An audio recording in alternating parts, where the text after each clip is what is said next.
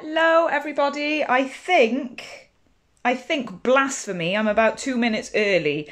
I am also recording this on my phone. Don't ask. If you know me, the internet's temperamental and my laptop 100% isn't connecting. So instead of bail on you guys, I thought I would do it the old-fashioned way and get a bit digital with my mobile phone. I also have jumped on 2 minutes early because you might end up hearing all sorts of farmyard animals in the background and I have a window of silence. So I'm going to do my best to get through this tutorial with you.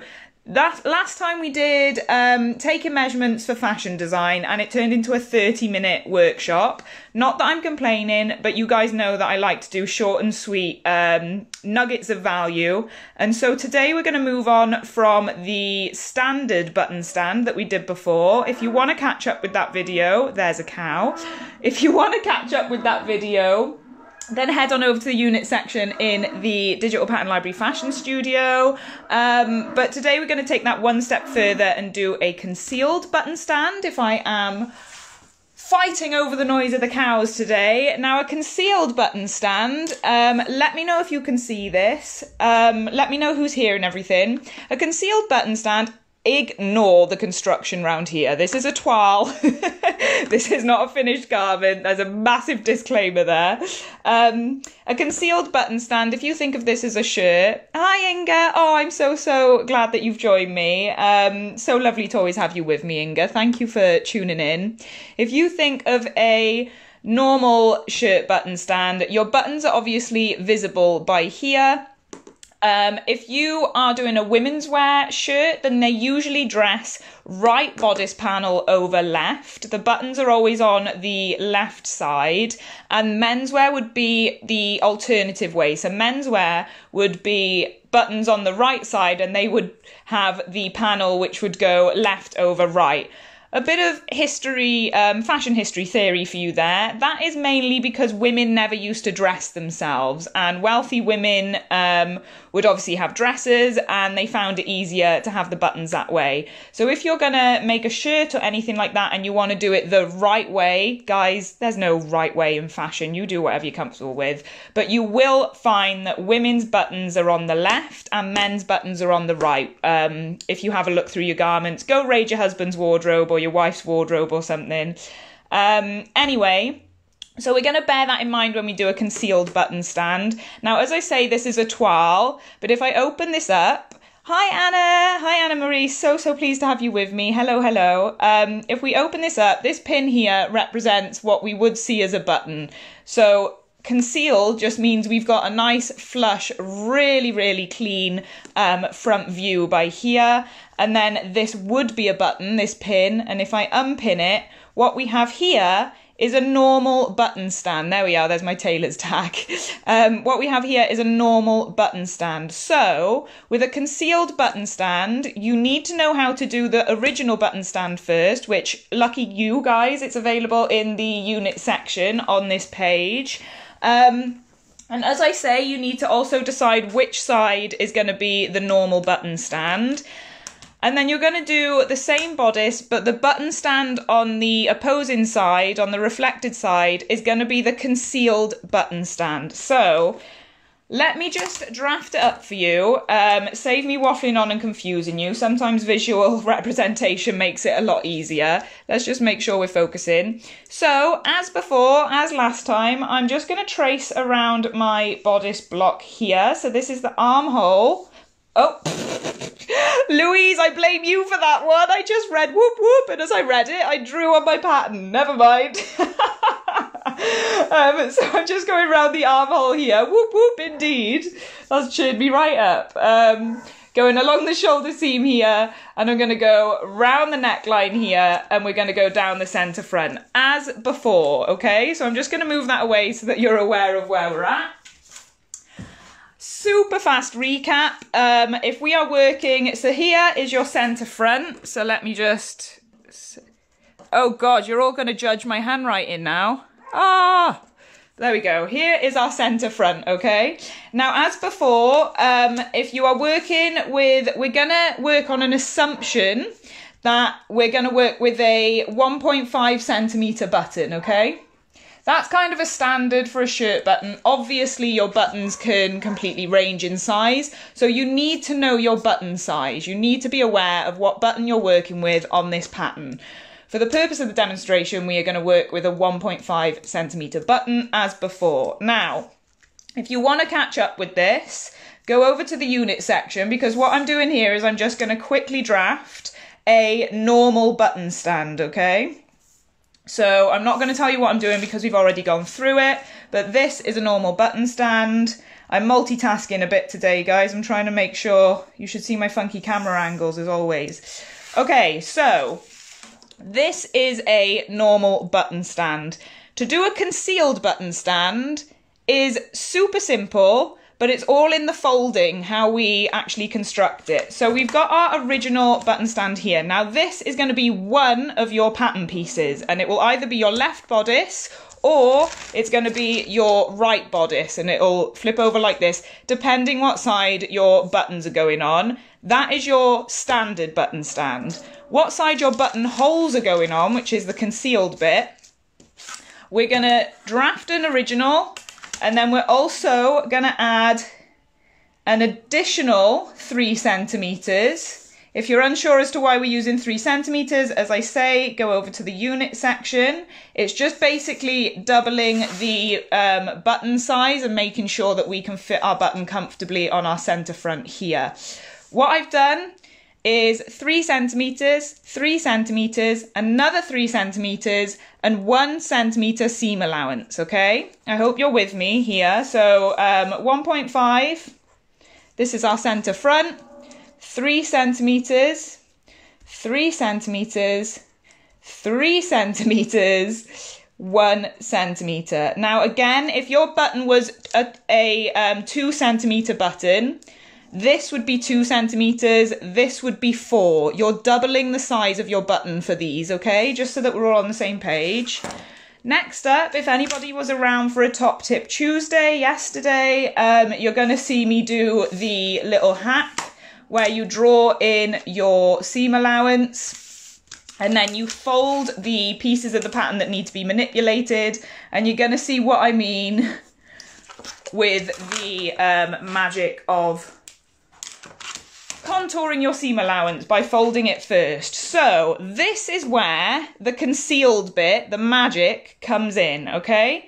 We're going to start folding. Now I'm going to say mountain fold and valley fold. For anybody who isn't sure, mountain fold means we fold it this way. Valley fold means we fold it this way, okay? So we're going to fold our first line here is going to be a mountain fold. So I'm just going to flip this over and I'm going to fold her like that. Our next line here is going to be a valley fold. So I'm going to fold her like that. Does anybody else like personify things as a him or a her? I'm like, oh, I'm going to fold her. I'm going to do him. Oh my God. That's terrible. You know what I mean? Gonna fold her, like cars are always a her. Cars are always a her. What's a sewing machine, guys? Is a sewing machine a her or a him? Or a they? You know, 2020. So we've done a mountain fold, a valley fold. We're gonna do a mountain fold again on this. So I'm just gonna fold it back here. This is a scrap piece of paper, guys. Sorry, there's a little rip in it here. Just trying to be sustainable.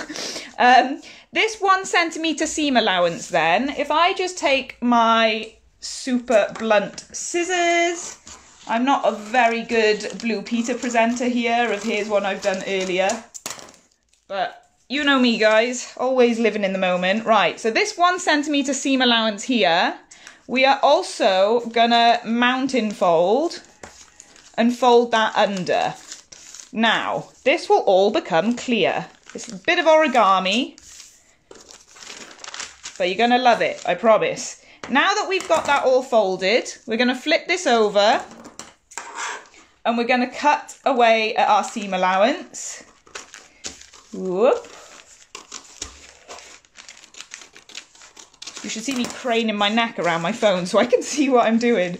And then when we unfold this, look at the shape that we create here. Okay, so can you see that this is like peaked? These are not straight lines. So this is kind of why we fold it.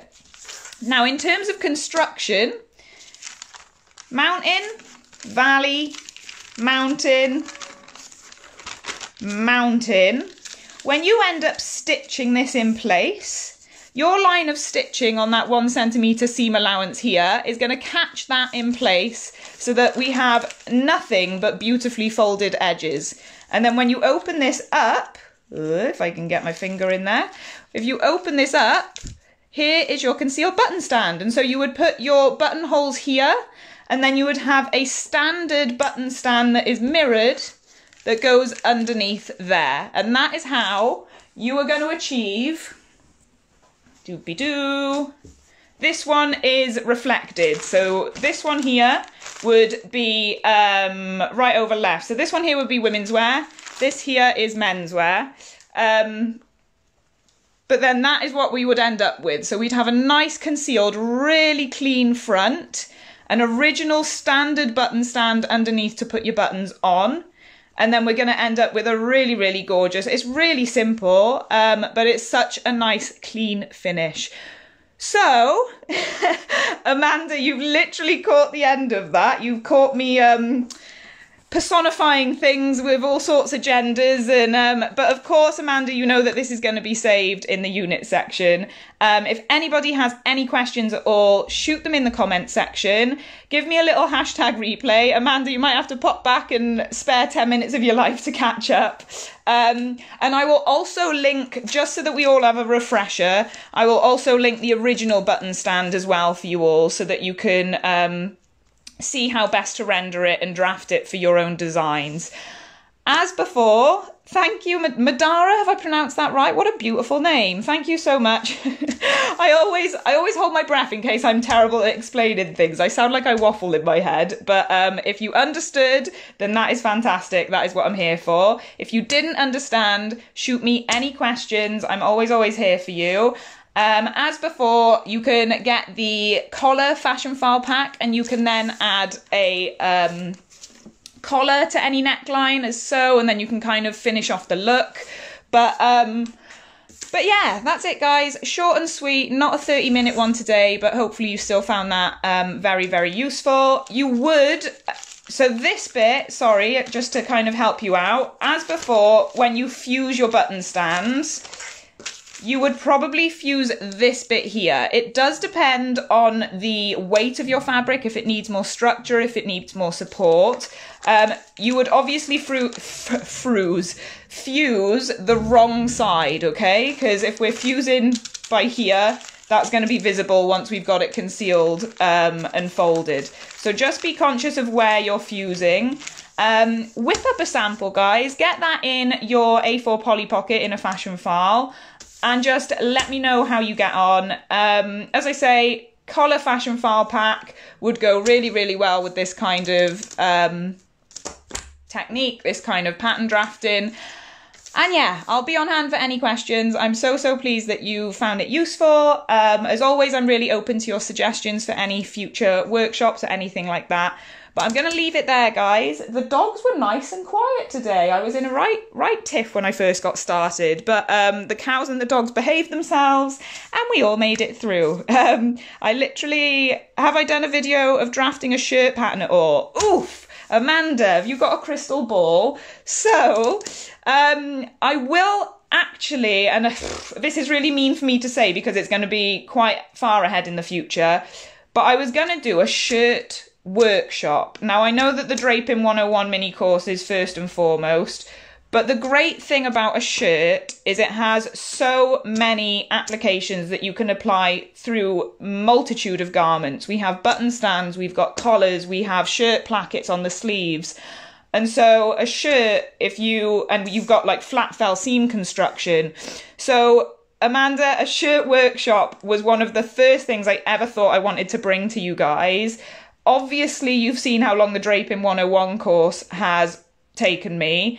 The shirt workshop would be so much more thorough, so much more, you know, packed with all sorts that you can transfer plackets and button stands and all that. I can even do a vent for you if you wanted, and that can go into things like skirts. It really is a transformative and versatile pattern to learn.